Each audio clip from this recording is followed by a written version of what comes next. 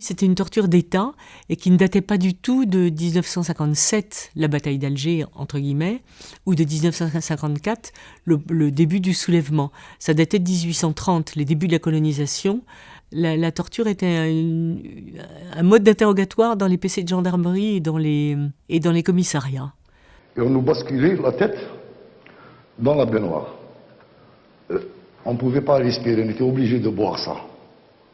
Et c'était la torture la plus féroce. Et il y avait aussi une torture spécifique pour les hommes à l'époque qui était affreuse, psychologiquement et physiologiquement. C'était la torture de la bouteille, le supplice de la sodomie par la bouteille.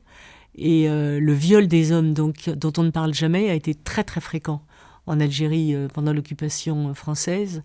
Et s'est ajouté le viol des femmes à partir du début de la guerre d'indépendance. Et ça a été massif aussi. Et ça reste l'angle mort des historiens.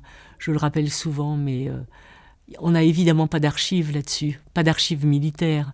Et l'ouverture des archives ne donnera rien là-dessus.